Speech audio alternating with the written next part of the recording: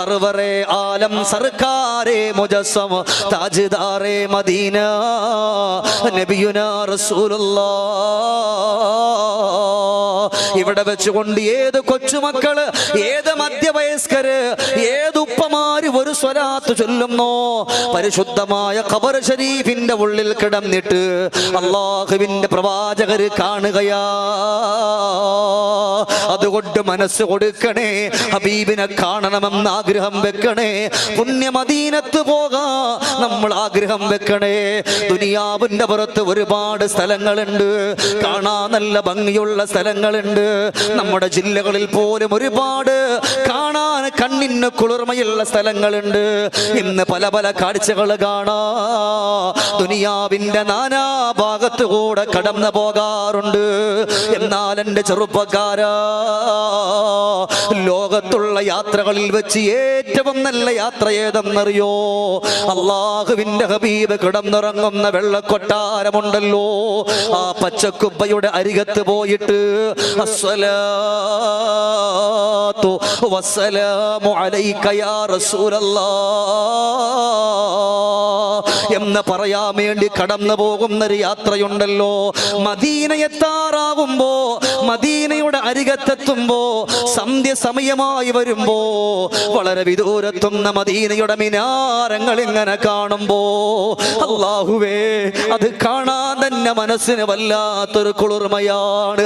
ഇവിടെ വെച്ചുകൊണ്ട് എത്ര ഉമ്മമാര്, എത്ര ഉപ്പമാര് മനസ്സ് വേദനപ്പെട്ടുകൊണ്ട് സങ്കടത്തോടു കൂടിയിട്ട് അവിടെ നിന്ന് കടന്നു പോകുന്നവരുണ്ട്. എൻ്റെ പ്രിയമുള്ള ഉപ്പ,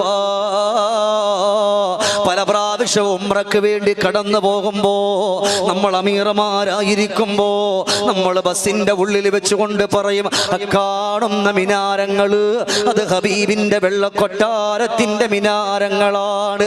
അല്ലാ അറിയാതെ ഖൽബ് പൊട്ടിയിട്ട് അസ്സലാത്തു വസ്സലാമു അലൈക യാ റസൂലല്ലാഹ്, പടച്ചവനെ അറിയാതെ സ്വലാത്തുകൾ വരികയാണ്, കണ്ണു നിറഞ്ഞു ഒഴുകുകയാണ്. അവിടത്തേക്കൊന്ന് ചെന്നെത്തിപ്പെട്ടാ മതിയെന്നുള്ള സന്തോഷത്തിലാ. അതുകൊണ്ട് മദീന കാണാൻ കൊതിക്കണേ, ഹബീബിനെ കാണാൻ കൊതിക്കണേ, അവിടെ പോയി സ്വലാത്തുകൾ ചൊല്ലാൻ കൊതിക്കണേ. എൻ്റെ പെങ്ങളെ, ബഗ്ദാദിന്റെ മണ്ണില് 12 വയസ്സുള്ളൊരു പൊന്നുമകൻ മദീനത്ത് വരാ ഒരുങ്ങുകയാ. എപ്പോഴാണ് മദീനത്ത് വരുന്നതെന്നറിയോ? മദീനത്ത് വരാനുള്ള കാരണം അറിയോ? അവിടെ 12 വയസ്സുള്ള പൊന്നുമോന്റെ ഉമ്മ 2 കാലുകളെ തളർന്നിട്ട് നടക്കാൻ കഴിയാതെ കിടക്കുകയാണ്. ബഗ്ദാദിന്റെ മണ്ണിൽ അവരുടെ വീടിന്റെ മുൻവശത്തുകൂടെ ഒരുപാട് ആളുകൾ ഇങ്ങനെ യാത്ര തിരിക്കുകയാ. ഒരു വേള ചോദിച്ചൊരു സംഘത്തോട്, എവിടത്തേക്കാ യാത്രയെന്ന്.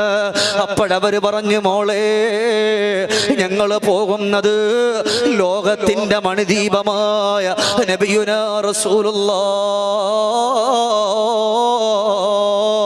സ്വല്ലല്ലാഹു അലൈഹി വസല്ലമ തങ്ങളുടെ പരിശുദ്ധമായ മദീനത്തേക്കാണ് പോകുന്നത് എന്ന് പറയുമ്പോഴീ പെണ്ണ് പറയും, എനിക്ക് കഴിയില്ലല്ലോ, എൻ്റെ 2 കാലുകൾ ഉണ്ടായിട്ടും പക്ഷേ 2 കാലുകൾക്ക് സ്വാധീനമില്ലല്ലോ.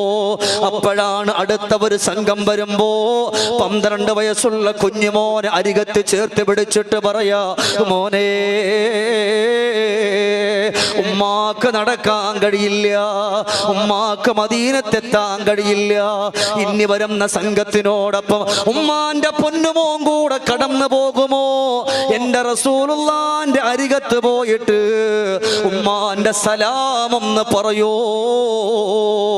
പടച്ചവനെ, പൊന്നുമകനെ അടുത്ത സംഘത്തോടൊപ്പം, അടുത്ത കൂട്ടത്തോടൊപ്പം യാത്ര തിരിക്കുകയാ. പുന്നാരമുമ്മ കെട്ടിപ്പിടിച്ച് കവിൽത്തടത്തിൽ മുത്തം കൊടുത്തിട്ട് പറഞ്ഞു, മോനെ, മദീനത്ത് എത്തിക്കഴിഞ്ഞാൽ, ഹബീബിന്റെ ബൗണ്ടറിയുടെ അടുക്കലെത്തിയാൽ, ഹബീബിന്റെ ആ വെള്ളക്കൊട്ടാരത്തിലെത്തിയാൽ, പുന്നാരമോൻ അള്ളാന്റെ ഹബീബിനോട് പറയണം, എനിക്കൊരു ഉമ്മയുണ്ടേ, നടക്കാൻ കഴിയില്ല, എന്റെ റസൂലുള്ള എന്റെ കിനാവിലൊന്ന് വരാൻ പറയുമോ? അങ്ങനെ ഈ പൊന്നുമകൻ അവരോടൊപ്പം ഇങ്ങനെ നടന്നു പോവുകയാണ്. സുബ്ഹാനല്ലാഹ്. മദീനയുടെ ബൗണ്ടറി എത്തിയെന്ന് ആളുകൾ പറയുമ്പോ ഈ കുഞ്ഞുമോന്റെ കൽബകത്തിൽ നിന്ന് സ്വലാത്തിന്റെ പേമാരികൾ ഇങ്ങനെ നുറഞ്ഞു വീഴുകയാണ്.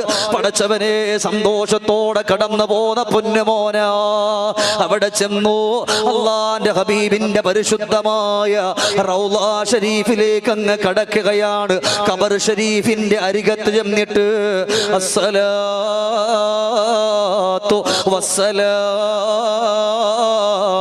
അലൈക യാ റസൂലല്ലാഹ് നിറഞ്ഞ മനസ്സോടെ സ്വലാത്തുകളും സലാമുകളും പറഞ്ഞു. അവിടെ ഞങ്ങൾ കരയാൻ തുടങ്ങി. യാ റസൂലല്ലാഹ്, എനിക്കൊരു ഉമ്മയുണ്ട് നബിയേ. 2 കാലുകൾ അല്ലാഹു തആല കൊടുത്തിട്ടുണ്ട് എങ്കിലും എൻ്റെ ഉമ്മാക്ക് നടക്കാൻ കഴിയില്ല നബിയേ. എൻ്റെ ഉമ്മാന്റെ മനസ്സിന്റെ ഏറ്റവും വലിയ ആഗ്രഹം എൻ്റെ റസൂലേ അവിടത്തെ സവിധത്തിൽ വരണമെന്നാ നബിയേ. പക്ഷേ കഴിയില്ലല്ലോ നബിയേ. യാ റസൂലല്ലാഹ്, എൻ്റെ ഒരപേക്ഷയാണ്, ഒരുമ്മാന്റെ ആഗ്രഹം, ഒരു പൊന്നുമോ ഈ പരിശുദ്ധമായ മദീനത്ത് വന്നിട്ട് പറയാണ് നബിയേ, എൻ്റെ ഉമ്മാന്റെ കിനാവില് ഒന്ന് കടന്നു വരുമോ നബിയേ. എൻ്റെ ഉമ്മയുടെ കനവിൽ, എൻ്റെ ഉമ്മയുടെ കിനാവിൽ ഒന്ന് കടന്നു വരുമോ നബിയേ. അങ്ങനെ ദുആ ചെയ്തിട്ട് പൊട്ടിക്കരഞ്ഞുകൊണ്ട് സലാം പറഞ്ഞിട്ട് ബഗ്ദാദിന്റെ മണ്ണിലേക്ക് യാത്ര തിരിക്കുകയാണ്. ബഗ്ദാദിന്റെ ബൗണ്ടറിയിലെത്തുമ്പോ അതാ ഒരു പെണ്ണ് ഓടി വരികയാണ്. പെട്ടെന്ന് നോക്കുമ്പോൾ അല്ലാഹുവേ, അതെന്റെ ഉമ്മയല്ലേ വരുന്നത്. വിശ്വസിക്കാനായിട്ടില്ല. 2 കാലുകളും തളർന്നു കിടന്ന ഉമ്മയാണ്. പുന്നാര മകന്റെ അരികത്ത് ഓടി വന്നിട്ട് പൊന്നമകന്റെ കവിൽ തടത്തിൽ കെട്ടിപ്പിടിച്ചു മുത്തം കൊടുത്തു. മകന്റെ കണ്ണിൽ ചുംബനം കൊടുത്തു. ആ കണ്ണിൽ ചുംബനം കൊടുത്തിട്ട് മകനോട് ഉമ്മ ചോദിക്കുകയാണ്, മോനെ, അല്ലാഹുവിന്റെ ഹബീബിന്റെ ഖബർ ഷരീഫ് നീ കണ്ടോ? പരിശുദ്ധമായ റൗള കണ്ടോ? മദീന കണ്ടോ? എല്ലാം കണ്ടു ഉമ്മ. എനിക്കവിടെ നിന്ന് തിരിച്ചു വരാ എനിക്ക് തോന്നിയിട്ടില്ല ഉമ്മ. പക്ഷേ എന്റെ ഉമ്മ തനിച്ചാകുമെന്ന് പറഞ്ഞിട്ട് തിരിച്ചു വന്നതാ എന്ന് പറഞ്ഞുകൊണ്ട് കണ്ണുനീരോടെ സങ്കടത്തോടെ പ്രിയപ്പെട്ട കുഞ്ഞുമോൻ അവിടെ നിന്ന് പറയുമ്പോ ഉമ്മാനെ കെട്ടിപ്പിടിച്ച് മുത്തം കൊടുത്തിട്ട് മോൻ പറഞ്ഞു, ഉമ്മ ഈ കാല് കൊണ്ട് എങ്ങനെ നടന്നു വന്നുമ്മ. അപ്പൊ ഉമ്മ വല്ലാതെ കരഞ്ഞിട്ട് മകനോട് പറഞ്ഞു, നീ അവിടെ പോയിട്ട് പറഞ്ഞോ റസൂലുള്ളാഹിയോട്. അതേ ഉമ്മ, മുത്തുനബിയോട് ഞാൻ പറഞ്ഞു, എൻ്റെ ഉമ്മാന്റെ കിനാവിൽ ഒന്ന് വരണമെന്ന് പറഞ്ഞല്ലോ. മോനെ, കണ്ടു മോനെ, എൻ്റെ കണ്ണു കുളിർക്ക ഞാൻ കണ്ടുപോയി. എൻ്റെ റസൂലുള്ള എൻ്റെ കിനാവിൽ വന്നു. അല്ലാഹുവേ, എൻ്റെ മുത്തുനബിതങ്ങൾ കടന്നു വന്നിട്ട് ആ നബിതങ്ങൾ പെട്ടെന്നങ്ങ് പോകുമ്പോ, പോകല്ല നബിയേ, പോകല്ല നബിയേ എന്ന് പറഞ്ഞിട്ട് ഞാൻ അങ്ങ് എഴുന്നേറ്റതാ മോനെ. അന്ന് എഴുന്നേറ്റ് നടന്നതാണ്. പിന്നെ എൻ്റെ കാലിന് രോഗമില്ല, സങ്കടങ്ങളില്ല, ബുദ്ധിമുട്ടുകളില്ല. അതുകൊണ്ട് ഉമ്മ എല്ലാം ഒരുങ്ങി തയ്യാറായി വന്നതാണ്. നമുക്ക് പോകാം മദീനത്തേക്ക്. ഞാൻ റെഡിയാണുമ്മ.